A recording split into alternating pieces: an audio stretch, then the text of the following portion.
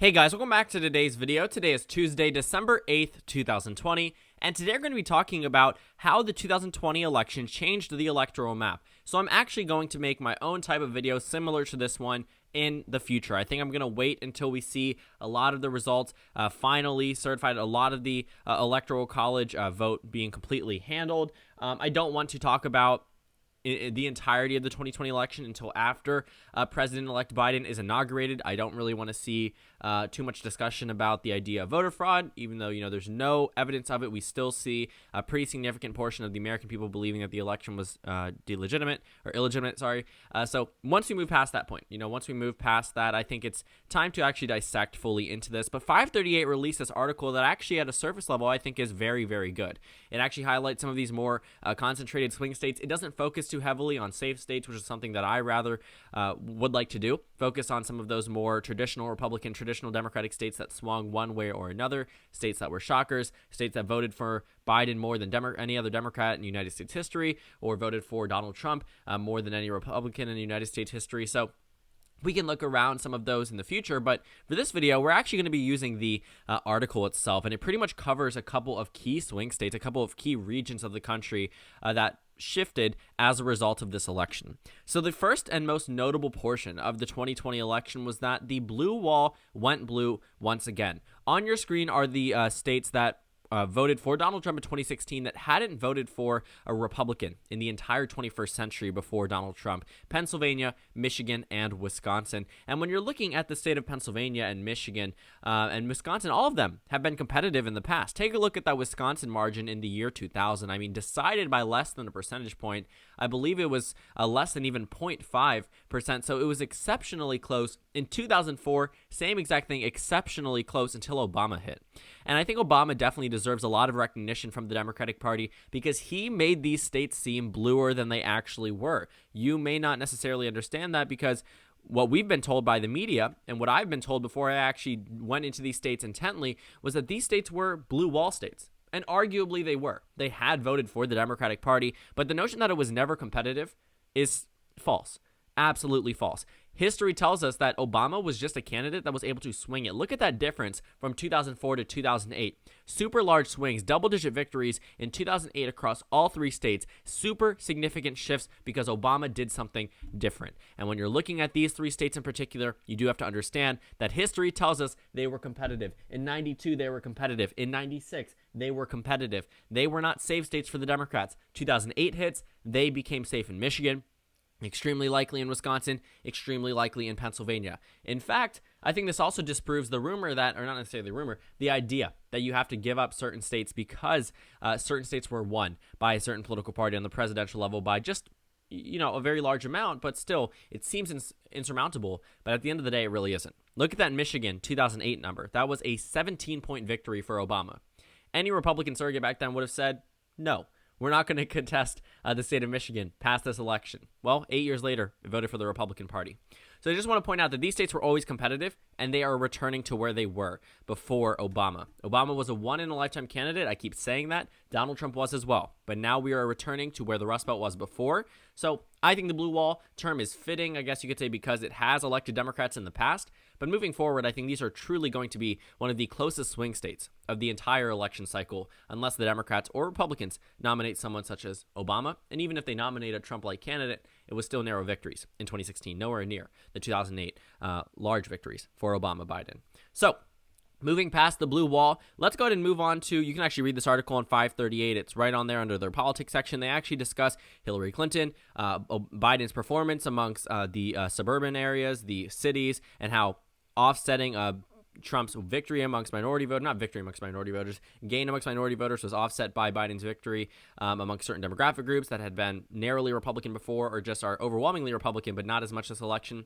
We're talking about the white working class. We're talking about rural voters that actually shifted a little bit more to the right, but some of the college-educated voters had shifted a little bit more to the left. So very narrow offsets, but they were able to overall swing the entire direction of the state slightly more to the left. It was a narrow victory in 2016 across all three states for Donald Trump, narrow victory for Joe Biden across all three states in 2020.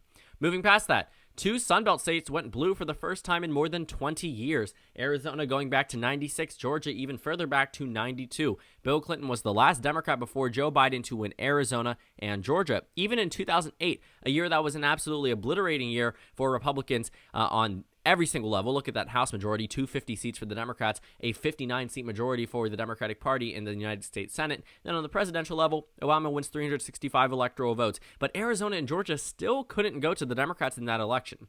Now, I understand Arizona, but it did actually swing to the left of 2004, even though John McCain was from that state. That's a testament to Obama, but it still wasn't there. It was an 8-point margin of victory for John McCain. It also points out that there were huge demographic shifts. In 2008, Georgia, we saw super high African-American turnout across the country, was still roughly a 5-point margin for John McCain. So when you're looking at a lot of these states, they probably would have been out of reach for Democrats 8 years ago. 12 years ago, Democrats probably weren't going to heavily target it, but when you're looking at the actual races now, they were prime targets for the 2020 election, especially following that 2016 election. They have shown us that they have trended more to the left since 2012, and the Democrats focused on it, sent Obama to Georgia, sent Kamala to Arizona, made sure that they were able to win these states, drive up turnout, and hold on to these minority bases and win over, Atlanta metro areas, win over the just suburban areas in Arizona. Phoenix, Arizona is one of the fastest growing cities in the entire country. And with it being a fast growing city, does not come necessarily Republican voters. Typically, those are Democratic voters because at the end of the day, usually it's minority voters shifting out of the northern region of the United States, which is why it's actually gotten a little bit redder. But they're moving down to the Sun Belt, which in turn makes the Sun Belt bluer. And now the Democrats have 2 new Sun Belt states to add to their margin. So Arizona and Georgia, significant shifts from the past 20 years, never once voting for a Democrat before this election. So now those 2 states are on the Democratic Party's radar forever. Next, we have southern states that didn't flip, but did shift to the left. 2 states that also are arguably in the Sun Belt, Texas more than North Carolina. But when you're looking at both of the states, they were actually pretty close relative to where they were just 8 years ago. When we're worrying about Romney and you're worrying about Donald Trump in 2016, Donald Trump actually expanded off of Romney's margin in 2012, but lost it into the state of Texas. And Texas, I think, is a warning sign for a lot of Republicans. They can afford to lose North Carolina's 15 electoral votes. They cannot afford to lose Texas's 38, soon to be 41 electoral votes. I made a video about this talking about how if Texas goes blue, that will be the end of the Republican Party. And in all honesty, the modern Republican Party will not continue to succeed without the state of Texas. When we're talking about the GOP now, I can guarantee it, in 10, 20 years, the modern GOP, the GOP then will be comparable probably to the modern Democratic Party today. 2008 Democratic Party, I would say a lot of those Democrats that were Democrats supposedly in 2008 would be self-identified Republicans, if not Republicans at this point. Keep in mind the Republican Revolution that we talked about in the 90s. The Republican Revolution very well could have happened if we were talking about the same party platform. And if the Democratic Party had still relied on that 2008 party platform, I would actually argue that maybe Hillary Clinton in 2008 could have ran under the Republican Party in 2020. So we've seen a shift to the left from a number of these political parties, the Democratic Party and Republican Party, both against gay marriage up until 2012. When we're talking about abortion rights, yes, it was legalized, but both political parties had very prominent candidates, prominent nominees, prominent senators, prominent representatives that were pro-life on both sides, more so on the Republican side. But the Democratic Party now, you cannot really envision a national nominee being pro-life. You cannot really envision a national nominee being anti-LGBT. When you're talking about the Democratic Party now, significantly more leftward than 2008, so is the Republican Party. I don't think we understand that. The Republican Party has been giving up some things to the Democratic Party. With the entire country moving in that direction, this comes as a result of the entire country shifting to the left, whether people realize it or not. Take a look at where we stood on a number of social values before and compare it now. It's a lot more leftward. We're talking about legalizing marijuana. There are a number of issues where the entire country has shifted to the left. And that's really why I think that the modern GOP cannot survive without the state of Texas. They need it because it is their California. But the problem is this election, it was, I think California voted for Biden 600 times the margin that Trump won the state of Texas. Texas was won by 5.5%. Biden won it by 30 points in the state of California. So super big differences. But Texas now is extremely competitive, as is North Carolina. So these 2 Republican states, used to be Republican strongholds prior to 2008, as was, Indiana and Missouri, except North Carolina never rebounded that way. It sure went to the GOP in 2012 and 2016 and 2020, but it's by no means a solid GOP state. Texas used to be a solid GOP state up until 2020, and it's going to continue this way. I've seen arguments talking about how before the election actually occurred, Texas will be safe. Texas is going to swing back. Well, now that it isn't swinging back, we're seeing the rhetoric change that Texas is going to swing back in 2024. No, it won't, because look at the demographic shifts. The more minorities that move into a certain region, it doesn't matter if they narrowly improved for Donald Trump. A 70 to 30 split is never going to help you. And just because it may have narrowed down to 69-31 does not mean you want more voters who are going to be voting against you 69 to 31. So that's really besides the point, I guess you could say, specifically across the country. But Texas and North Carolina, we are seeing possibly increases in electoral votes following the 2020 census. They're going to hold a lot of weight, and they are super competitive. Now, Florida actually has shifted a little bit to the right. This article pretty much says that Florida could no longer be that prime swing state on the presidential level. Florida has gone to the Republican Party. Since the year 2000, 4 out of the 6 elections. In 2008, Obama won it. In 2012, Obama won it. But then 2016 and 2020, the Republican Party shifted. Since 2008, it has been a constant shift in favor of the right. Even this is one of the few states, one of the 6 or 7 states across the country that actually swung to the right in this election. And it swung by larger than a number of other states. When you're looking at the state of Florida itself, it's very surprising to see, because it has a very large Hispanic population, very large older population, 2 demographic groups that the Democratic Party was counting on doing better than in 2016. But I think the rhetoric that the Democratic Party displayed in 2016 wasn't exactly as left-wing as it was in 2020. Some people may argue that it's not, but I really think that Hillary Clinton was a more conservative candidate than Joe Biden. Not to say that either of them were quote-unquote conservative, but I do think that there were some differences. And when Donald Trump attacked and really vilified Joe Biden and compared him to a socialist, tried to bring up this idea, Joe Biden laughed it off. And a lot of Democrats did as well. That notion that Joe Biden is a socialist really was not expected to resonate well, but it absolutely did. And also, the Democratic Party overestimated the amount of support they would receive amongst the older population, specifically in Florida, which has been hit so hard by COVID-19 for whatever reason. We've seen the state actually continue to enjoy the, and I don't mean enjoy in a positive way, continue to enjoy the less restrictions in that state. And it's one of the worst states for COVID-19. Governor Ron DeSantis has definitely taken a hit in terms of his approval, but overall, this state still swung to the right. And it sort of tells us that in future elections, Florida is going to be a tough one for Democrats and an easy one for Republicans, because even in a year where Joe Biden won the popular vote by 5%, Florida still went red. It was off the national popular vote, I guess you could say, I believe actually, percentage-wise, maybe by 5, 6, 7 points. That is very large for a swing state, especially a state that typically votes with the presidential election winner. When Obama won in 2012, it went to Obama by less than a percentage point. Obama won the popular vote by larger than a percentage point. In 2008, Obama won the popular vote larger than he won Florida. So Florida had always been to the right of the national popular vote, but this time, this is one of the most significant swings we've seen away from the national vote. That could very well be a Republican state in the future. But now we have these purple states that easily went for the former vice president, Colorado and Virginia, Republican states leading up to 2008, then got narrower in 2012 and 2016, but then 2020. They both were double-digit victories for Joe Biden. Thank you guys for those who corrected me in my previous video. I said that Virginia had not voted for a Democratic candidate by double digits since 1964. That was wrong. 1944 is the actual number. LBJ won the state of Virginia, I believe, by 7 points in 1964. So this is the largest victory in well over half a century. Not just around half a century, well over half a century. Nearly 80 years since the Democrat has won the state of Virginia by double digits. And it looks like that trend is going to hold. Because when you're looking at Virginia, Northern Virginia is driving this state to the left, taking away all power from the southern region of the state, with the exception of a few major cities. But when you're looking at Virginia itself, a state that used to be purple, easily went to Biden. Colorado voted to the left of New Mexico. In fact, neighboring Kansas voted for Donald Trump by roughly the same amount as Colorado voted for Biden, to put that in perspective.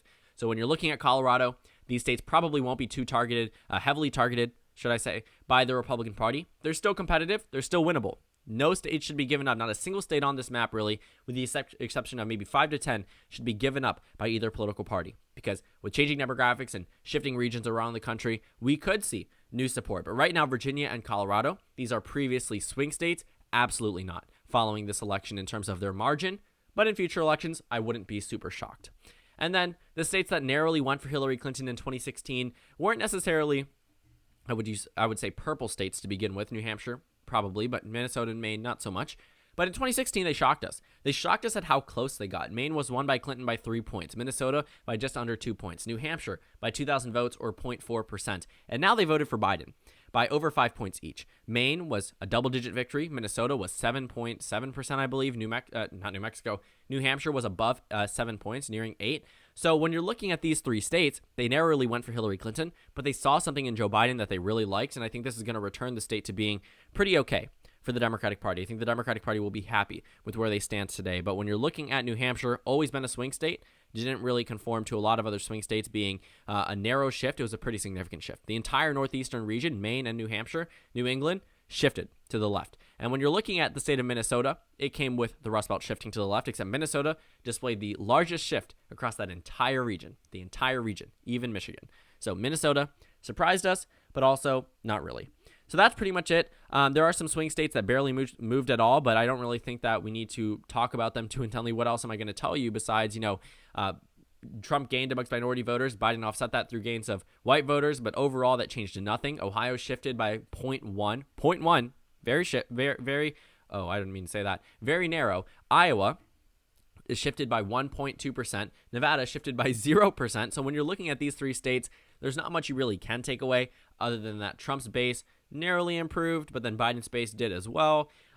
Nothing significant in Iowa and Ohio. Those 2 states have since removed themselves from being bellwethers or even really remotely one of the closest swing states in the country, because Ohio and Iowa have always been states that have been contested, but the Democrats had a pretty strong hold on them under Obama. Republicans had, and Democrats had always had a narrow fight in 2000, 2004, even 92 and 96. It went to Clinton, but it was still within a couple less than 10 points. And this election, it was still less than 10 points, but the fact that we're comparing it to President Bill Clinton, who won by over 370 electoral votes, his re-election, and by 370 the first time, I think it's interesting to note, considering that Iowa and Ohio are voting away from the national popular vote percentage by over 10 points. So these swing states are not necessarily swing states in terms of the election, because can you imagine what would have happened if the popular vote was decided by 1-2 points? Ohio and Iowa would have been double-digit victories for Trump. And then in Nevada, not much to see here other than the fact that the Democratic Party wasn't able to resonate amongst these minority groups as much as they had in the past, which could be a warning sign for 2024. But then again, you do have to realize that Donald Trump was a once-in-a-lifetime candidate. He could be back in 2024. I just don't think that he will be. So that's pretty much it. That's what we saw on the surface level in terms of a shift in the electoral map. Again, like I said, I do want to focus on another video in the future talking about safe states, talking about, policy, things that were on the ballot that wasn't just the presidential race. So there are a number of interesting things about this election, but surface level, we've just covered all of the shifts in a number of key battleground states, and I really hope you enjoyed it. So thank you guys so much for watching this video. Make sure to comment down suggestions below. Subscribe on the left if you haven't already, and check out the Instagram and Twitter. At the bottom left of the screen, there's also a Discord server for you to go ahead and join. On the screen, there's a video you can watch, and then a playlist for my post-2020 election videos. Again, thank you guys so much for watching, and I will see you all later today.